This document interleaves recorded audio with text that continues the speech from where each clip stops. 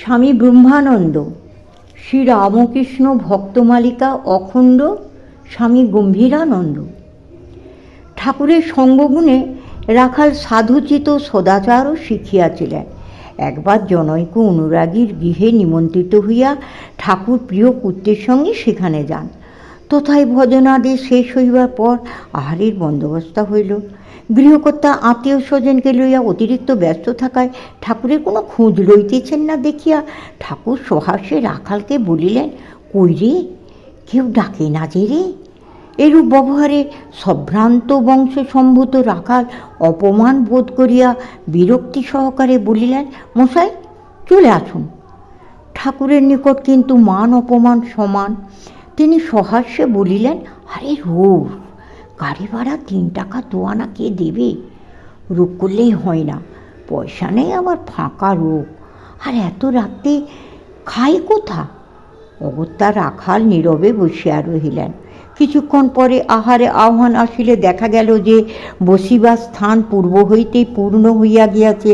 সুতরাং অতি কষ্টে একটা অপরিষ্কার স্থানে ঠাকুরকে বসানো হইল।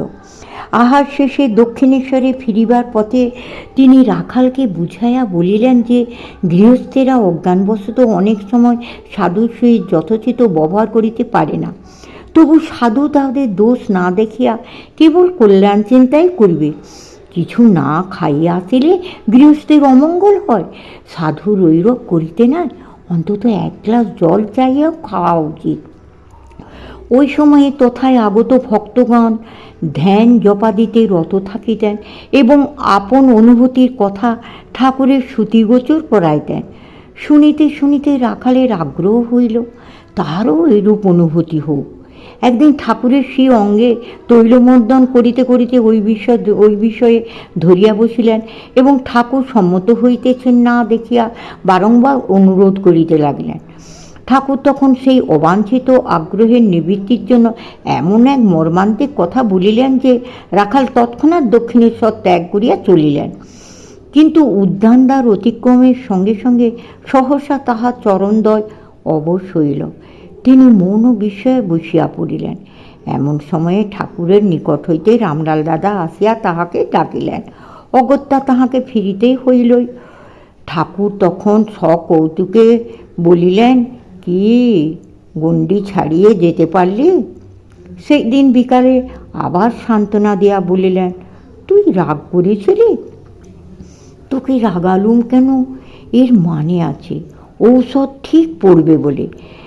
পিলে মুখ তুললে পর মনসার পাতা টাতা দিতে হয়। আর একবার রাখাল দক্ষিণেশ্বর হইতে যাইতে উদ্যত হইয়াছিলেন।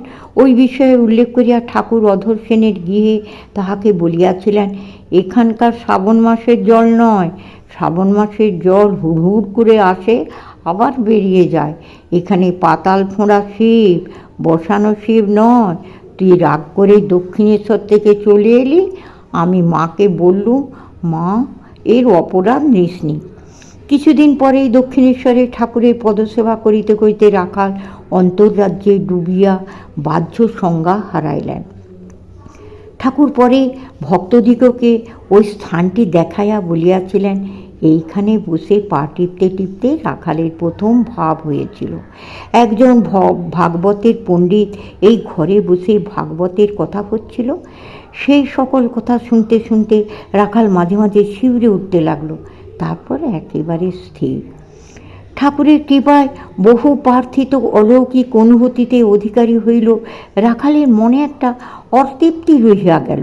তিনি চাহেন ইচ্ছামাত্র ভগবতভাবে বিভোর হইয়া নানাবিধ দর্শনাদিতে সময় অতিবাহিত করিবেন। অপরের এরূপ হয়, তাহার কেন হইবে না?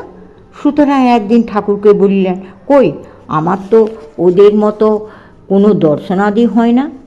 ঠাকুর বলিলেন, একটু ধ্যান জপ নিয়মিত করলে এরকম দর্শন হয়। তাহার কথায় রাখাল সাধনে প্রবৃত্ত হইলেন, কিন্তু প্রথমত উহাতে কোনো রসবোধ না হওয়ায় সাধনের শৈথিল্য দেখা দিল। ঠাকুর ইহা লক্ষ্য করিয়া বলিলেন, খুব লোক চাই তবে সাধনা হয়। অতঃপর একনিষ্ঠ সাধক রাখাল একদিন ঠাকুরের সহিত ঈশ্বর কালী মন্দিরে গিয়াছেন।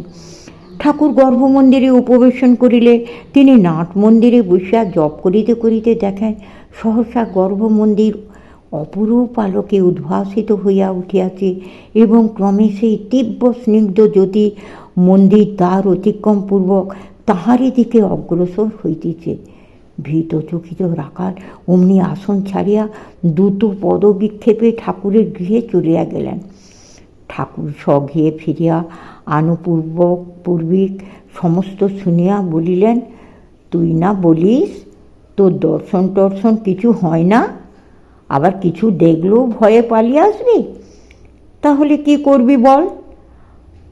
আর একদিন রাখাল নাট মন্দিরে ধ্যানে মগ্ন আছেন, এমন সময় ঠাকুর উপনীত হইয়া বলিলেন, এই নেই তোর মন্ত্র, আর ওই দেখ তোর ইষ্ট। রাখাল সত্য সত্য সেই ক্ষণে মন্ত্র লাভ করিয়া এবং ইষ্টমূর্তির দর্শনপ্রাপ্ত হইয়া আনন্দ সাগরে ভাসিতে লাগিলেন। অপর একদিন তিনি বহু চেষ্টায় মন স্থির করিতে না পারিয়া বিষণ্ণ চিত্তে আপন দূরদৃষ্টির জন্য নিজেকে ধিক্কার দিতে দিতে আসন ত্যাগ করিলেন। ঠিক তখনই ঠাকুর তথায় আগমনপূর্বক অকস্মাৎ আসন ছাড়িবার কারণ জানিতে চাহিলেন এবং সব শুনিয়া বিড়বিড় করিতে করিতে রাখালের জিহ্বায় 3টি রেখা টানিয়া দিলেন। সঙ্গে সঙ্গে রাখালের অন্তরে শান্তির নির্ঝর প্রবাহিত হইতে থাকিল। ক্রমে সাধনানিষ্ঠ রাখালের এমন অবস্থা হইল যে তিনি দৈনিক কার্য পর্যন্ত মনোনিবেশ করিতে পারেন না। ঠাকুর লক্ষ্য করিয়া বলিলেন, রাখালের এমনি স্বভাব হয়ে দাঁড়াচ্ছে যে তাকে আমায় জল দিতে হয়, সেবা করতে পারে না। সংসারে বৈরাগ্য তখন এমন উচ্চস্তরে উঠিয়াছে যে রাখাল ঠাকুরকে বলিতেন, সংসার আমার আলুনি লাগে, সময় সময় তোমাকেও আমার ভালো লাগে না, ক্রমশ